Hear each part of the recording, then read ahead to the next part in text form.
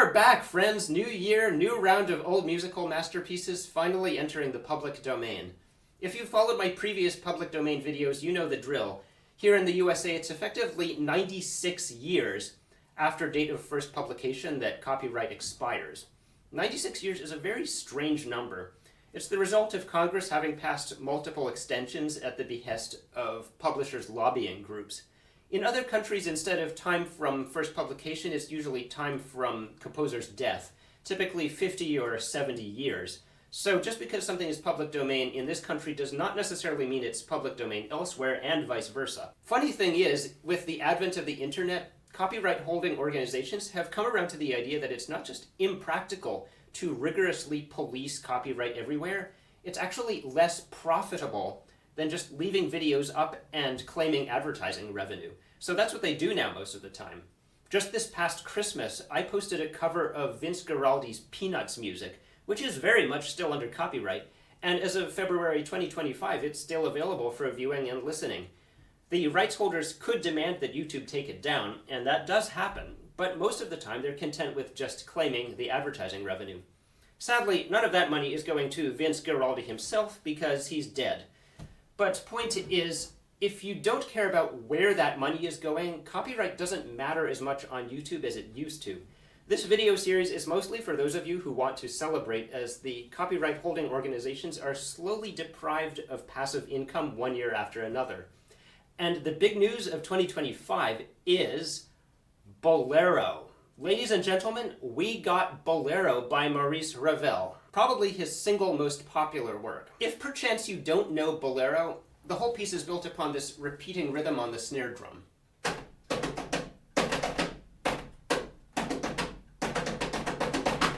There's just no good way to imitate a snare drum on the piano if I want both of my hands on the keyboard. So here is the next best thing.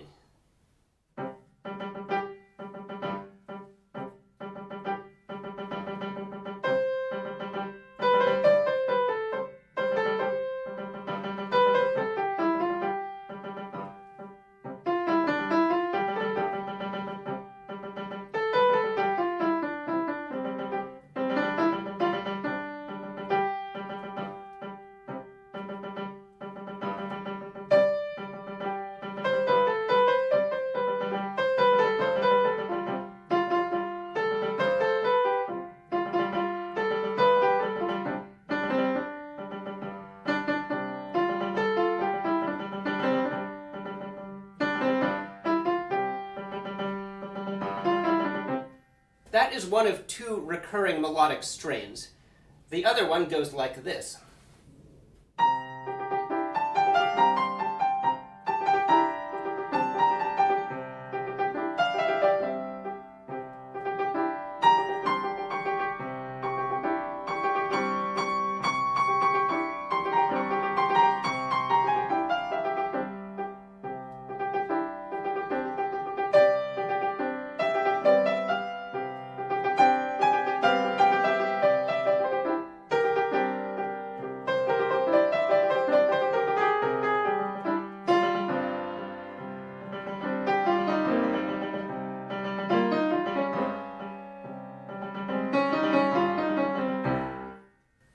And that's basically the whole Bolero. It's just those two recurring melodic strains repeated over and over and over again, building in intensity until the whole thing reaches a ferocious climax.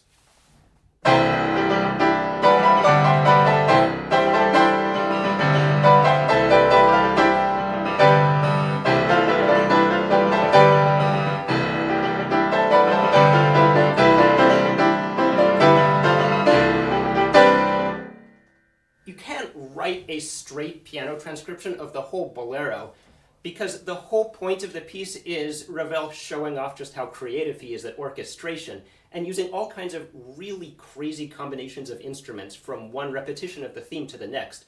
So if you played the whole thing on the piano, it would get boring real fast. I think to turn this into an effective piano piece, you would have to do it as a theme in variations, where with each repetition of the theme you add a bit more embellishment.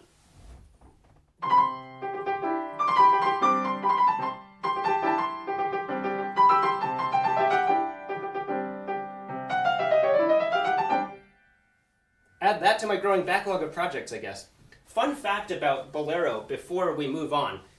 In the 1980s, when they made the original Legend of Zelda video game, they were planning to use Bolero as the title music. And then right at the 11th hour, right before the game's release, they discovered that it was still under copyright in Japan. And so their composer, Koji Kondo, had to very quickly write a rearrangement of one of the themes he'd already written for the game and use that as the title music. And if you know the Zelda music, that's the title music you know. Okay, so what else is public domain this year? So last year, when stuff published in 1928 became public domain, a bunch of you were asking in the comments, well, what about An American in Paris by George Gershwin? Well, it turns out the publication history of this piece is a little complicated. Gershwin composed it first in 1928, but it was only first published the following year, 1929, so he had to wait till this year before copyright expired. And even then, the first publication was not Gershwin's full score, but it was a piano arrangement, not by Gershwin himself, but by some dude named William Daly. Gershwin's full score was only published in 1930, so we're going to have to wait yet one more year for that. And even then, that's probably not the version you've heard, because a few years after Gershwin's death, some other dude named Frank Campbell Watson reorchestrated it slightly, dropped a few instruments, made it a little easier, logistically that is, for orchestras to perform. And that's what usually gets heard at concerts and on recordings. For this year, at least, we've got Daly's piano arrangement. Here's how it begins.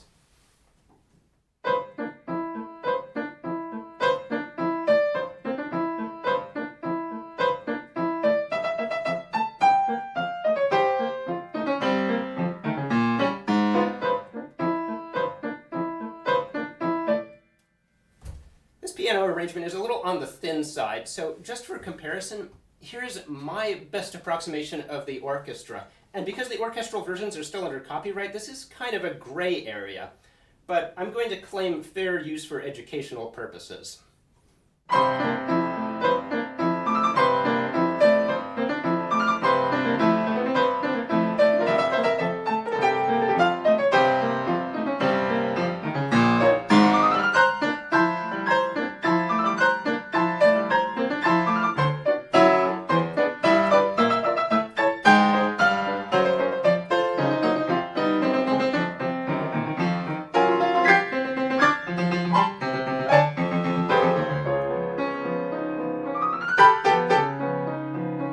When he goes, those are taxi horns. Gershwin brought back some actual car horns from his trip to Paris and wanted to use them in the music. Anyway, he goes on in this rather carefree and raucous mood for several minutes, and then suddenly gets overcome with homesickness for the good old US of A and goes off in this bluesy manner.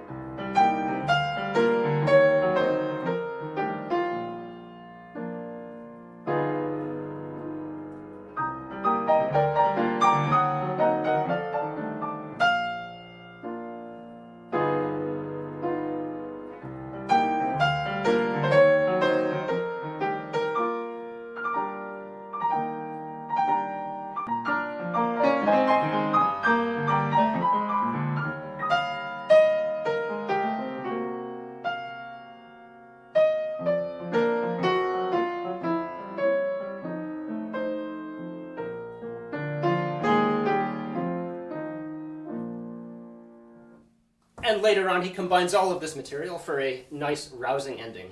Speaking of American composers, Aaron Copland has had some compositions drifting into the public domain the last few years. We're going to have to wait another decade at least for his really popular music like Billy the Kid, Rodeo, Appalachian Spring. But this year, anyway, we've got his piano concerto. It's a very short concerto. It's only 2 movements, 15 minutes total. And it's not so much a virtuoso piece for the piano as it is an extended orchestral essay with a prominent piano part. Here is the opening tutti of Copland's concerto.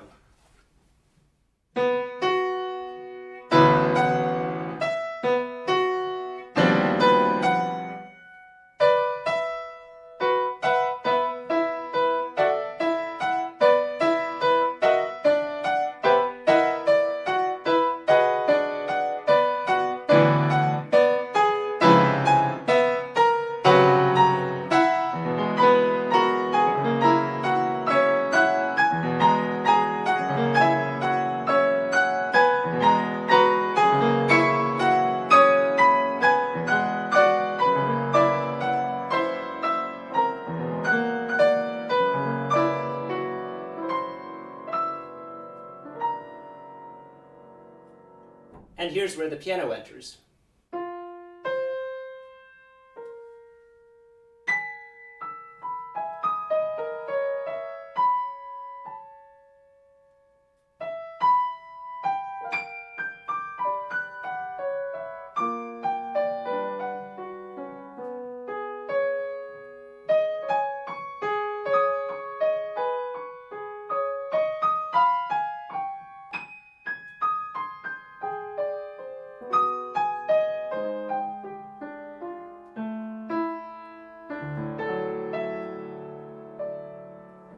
And that's where the orchestra rejoins the piano. Later in the second movement, Copland starts getting jazzy. And here I'm going to approximate the piano and orchestra simultaneously.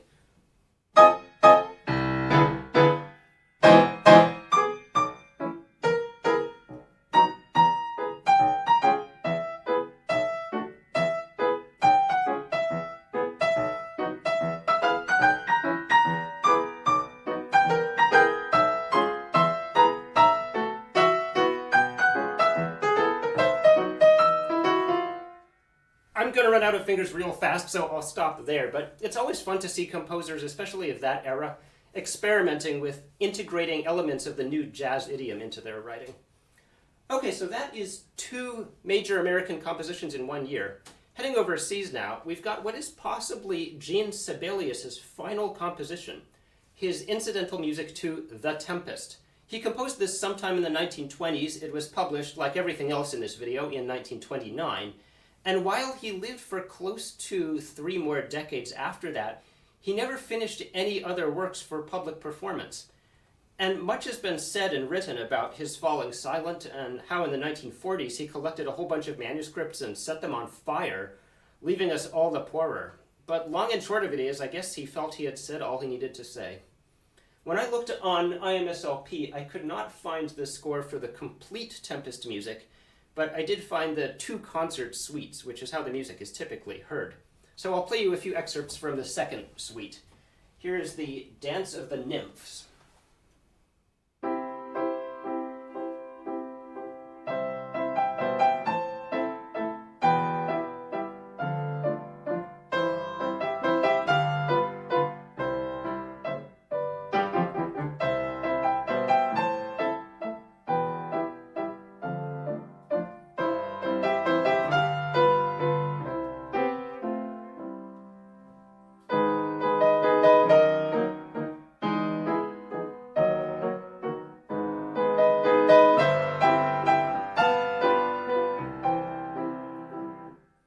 Here's the character of Prospero.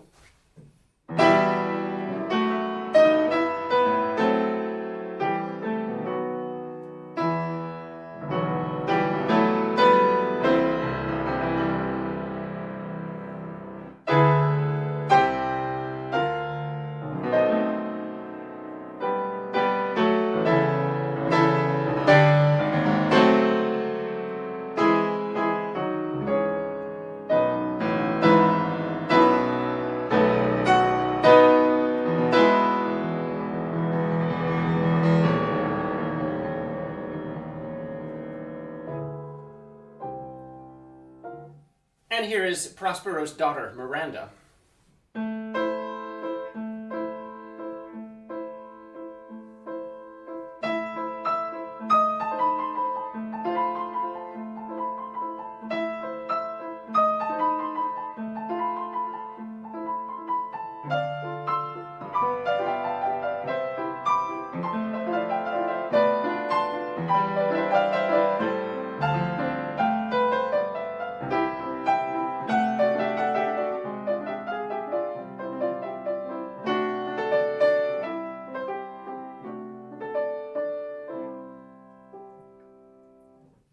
Like a lot of Sibelius's writing, it's very classical to the point of stubbornly so. And yet at the same time, there's something a little unsettling about it that would be out of place in the era of Beethoven and Mendelssohn. And finally, the last piece I want to highlight this year is Roman Festivals by Ottorino Respighi. This is the 3rd in a set of lavishly orchestrated Roman-themed suites that sound like something out of a 1950s or 1960s Hollywood epic historic fantasy film. The first suite, Fountains of Rome, has been public domain for quite some time. The second suite, Pines of Rome, which is by far the most popular, entered public domain in the US in 2021, and I covered it in that year's video. And finally, this year we've got Roman Festivals to round out the trilogy.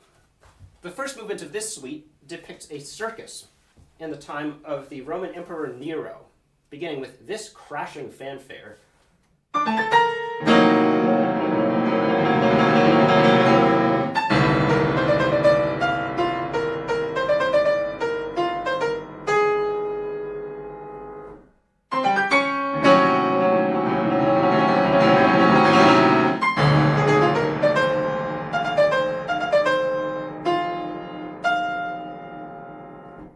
And after much excitement and tumult, it gives way to this very graphic passage where early Christian martyrs are thrown to the lions. Typical circus entertainment of that era.